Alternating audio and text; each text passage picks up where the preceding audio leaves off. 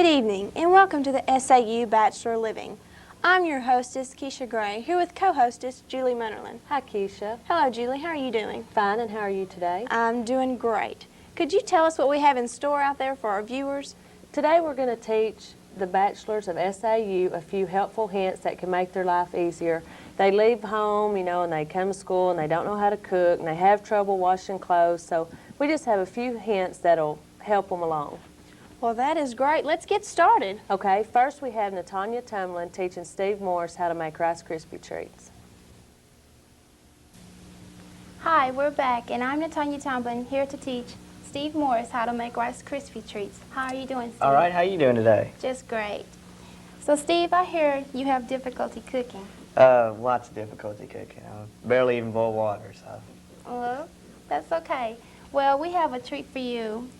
Okay, this is a very simple and easy treat. All you have to do is have Rice Krispie treats, marshmallows, and butter. Okay. Okay, first you can start off with the butter. You put a little butter in, and I've done that already.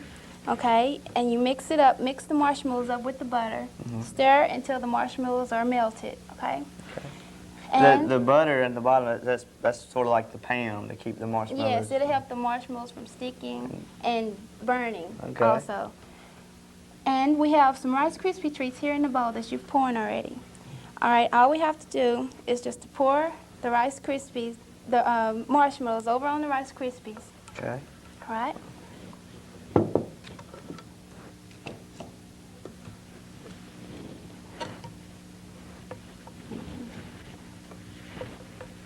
How long does this usually take? It'll take at least around 5 to 7 minutes. Okay, that's just from beginning to end. Uh-huh. And if you will you stir for me? Sure. Tell I don't do this very often. But. Mm-hmm. You continue to stir and to get all the marshmallows from the bottom. I'm sure it's at the bottom and it's probably sticking. Right. Yes. Yeah, it's a little tough.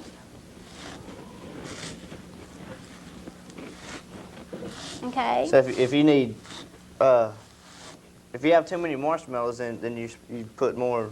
Rice Krispies, yeah, you can. But some people like a lot of marshmallows and some likes more cereal. Right. So. Right. Yeah, I'll stir it up. Okay, if you will, you can pour it in the bowl now. Okay.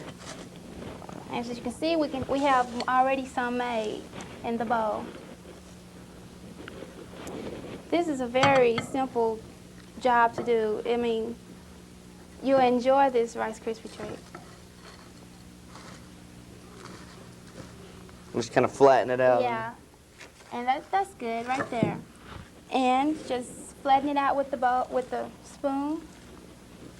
And we're gonna cut them in squares. They're more appetizing than making balls. You can make balls to make them like popcorn balls, but they usually make Rice Krispie balls. Right, you need to get to it as soon as you pour it in there, right? Or else it'll get real hard. Right. Then you're messed You can up. use regular Rice Krispie treats or chocolate Rice Krispies. I mean, just Ebony to give it and color. ivory. Yes, and make Like it that. more fun. Okay. Now we're going to cut some squares, okay? Okay. All right. It's a little tough, but that's all right. The tougher, the better, I guess. Right. Don't have to wait as long to start eating them. Why don't Nah. Looks good. How about it? Great. All right. Then when you're through. Yes, and this is our turnout right here. Great. Very great. Taste one and tell me how you like it. It's great. Good. Great. I like it. Next. More? Yes, please. Thanks. Very tasty. Next, we have Don Dyer and Mike Lancaster in ironing. I'm here with SAU Bachelor Mike Lancaster to demonstrate the proper way to iron. The first thing you need, of course, is some clothing. And if you don't iron, you wouldn't know that on the tag it usually will tell you exactly what to do if you just take time to read it. The shirt is 100% cotton, so what I do, I need to go to my iron, and it's got a place for cotton back on at the back of the iron. So I'll turn on cotton and let that get warm. Faultless starch is just to make sure that your creases will stay there all day, okay? I start with the sleeves, then go to the collar, and then do the shirt, okay? Okay. So all you have to do is line up your seam. How do you know when On the your shirt. iron is ready, if it's hot enough to go? Well, I have a little technique. I don't know if anybody else does it, but you just lick your finger Yeah. and stick it down there, and it'll go if it's ready, okay? Okay. So you want me to try it, or you yeah. want to try it? Well, let me do it. Okay? Go ahead. Well, I Ooh. think it's ready. That's ready. Okay. My shirt is lined up, and when you're doing the sleeve, be sure and get the shoulder part too. That way you don't have to go back and do Okay. it. Okay? Then you just start. Go up, be sure and do it outward so you won't get any wrinkles on Well, it. the iron's not too hot that you should put something down on top of it first or something like that? Mm-mm, not for cotton. Okay. That's only like for delicate things. Starch sometimes on 100% like plush cotton will leave little white marks. Right. So you need to be sure and wipe it off, but on this shirt it won't because it's just cotton. What about, isn't there like a little steamer in there? You put some water in there? Mhm. Are we using that today? Yeah, it's on steam Okay. already. That's Okay. good. That's that side. And I also do both sides of it because it's really, really fresh when you do that. Okay, this is the second side of the sleeve. How long have you been ironing? Well, I've been ironing since I was probably in junior high school, which is a long time. I used to even iron my socks. That's how much of an iron freak I am. That's pretty bad. Okay. Now, we have this side done, that sleeve. See how Yeah. creased it is? Okay. On the Now you're collar, going to do the collar? the collar's next, okay? I put the back side of the collar up. That way, if any starch does stay on the collar, when you flip it down, it doesn't Okay. show, okay? And that's all you do to the collar, is iron over here. Okay, Alright. I'm going to let you do the opposite sleeve from what I've Okay. done. All right, let me try that. Here's your starch and your iron. Okay, so first I just spray a little starch on there? Make sure this seam is lined up at the very bottom, okay? Okay, like that? Then put a little bit of good enough? starch. Is that enough? There you go. Okay. My iron's still hot enough? It's still hot. Okay. Which way do I go out, this way or this way, or does it matter? It doesn't matter. Be sure and hold it. So see that wrinkle you got? You Yeah. gotta make sure it goes away. Oh, okay. There you go. I don't want to burn you. You won't. And the iron, it's not gonna hurt if you leave it on a few seconds. You act like you're scared to burn the shirt. Well, it's not my shirt. Okay, make sure and do the crease right across the Okay. top. Okay, and that's it. Look at that crease. Okay, Looks pretty good. do you have any questions about ironing? No, I think I could pretty much do it by myself if I had to. Next we have Julia and Charles in Let's Do Laundry. Good afternoon. I'm Julia Marty, and this is my guest, Charles Hicks. How are you doing, Charles? Doing all right, Julie. Today, we're going to show Charles how to sort his laundry so that his clothes will come out whiter. Bright's brighter and white's whiter. Charles, what seems to be the main problem you have in doing laundry? I can't figure which color the clothes to mix in together. I just throw all of them in. Well, I think the basic thing that a person should know when doing laundry is to separate their colors. So you should make a pile, one pile for bright colors, a pile for whites, and then a pile for just regular colors. Do you use any special kind of detergent or Well, usually I use Cheer. Cheer, all temperature Cheer? Well, that's a good brand. The best thing you can do is just wash them everything in cold water. Hot water has a tendency to make bright colors fade, and it'll fade onto your whites and change them different colors. So what happens if you put bleach on the color clothes? It'll lighten the color of them up, fade them out. A lot of times it'll make them spot onto other clothes. So you should really be careful using bleach. If you're going to use bleach on colored clothes, use Clorox has a bleach out, all temperature bleach that can be used on colors.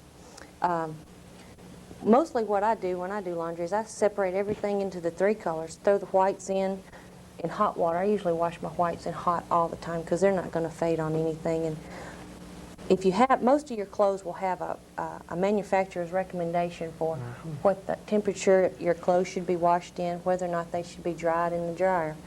After you've done your laundry, a lot of times you can't hang your clothes, you have to hang your clothes up. You can't throw them in the dryer.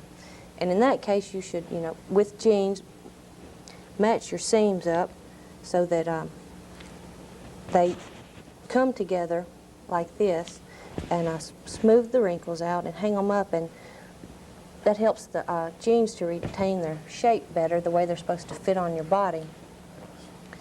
Do you ever travel very much or have to pack clothes going somewhere? Yeah.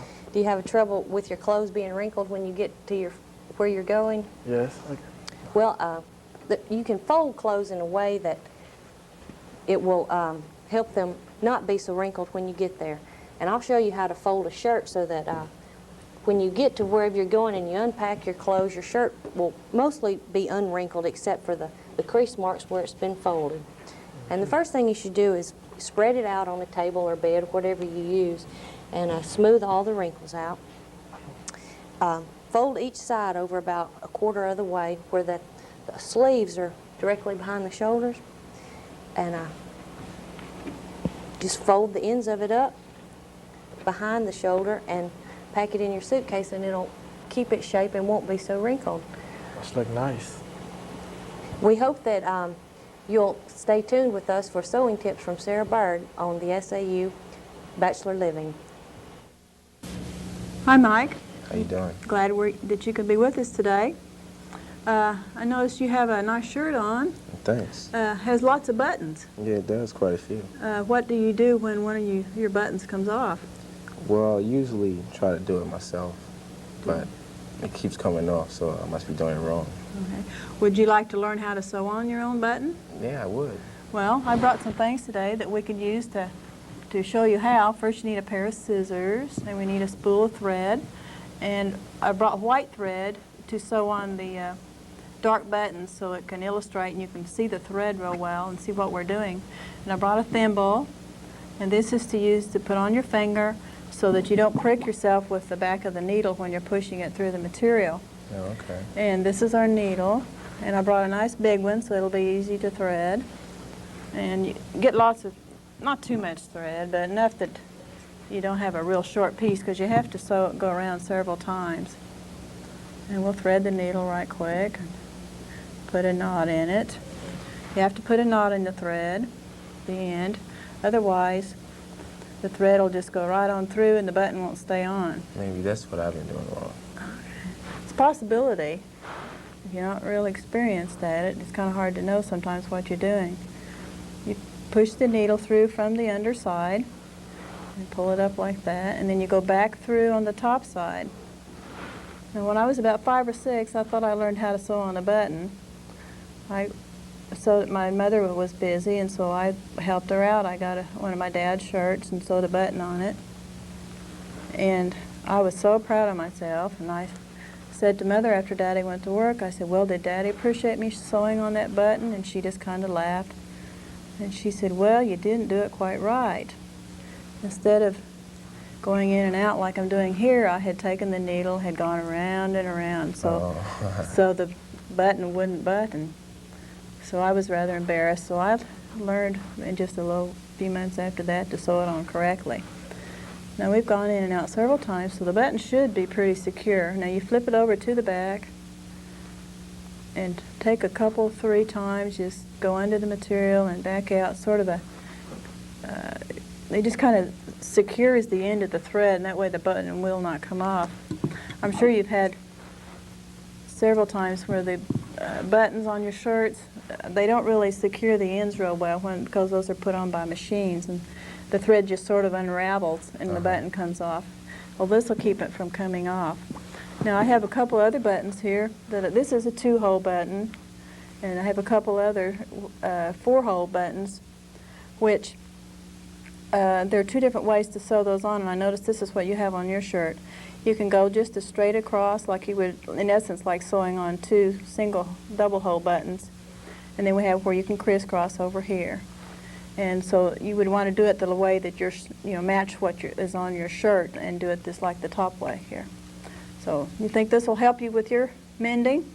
Be able to sew your own buttons on? I think it'll be quite beneficial. Okay, well, we're glad that you could come this afternoon and learn how to do this. Thanks. Up next, Keisha and Julie. That was a look at some of our SAU bachelors. Hope all you bachelors have learned some helpful hints to make your life a little less hectic and more enjoyable. Thank you for tuning in. This is Julie Munnerlin And Keisha Gray.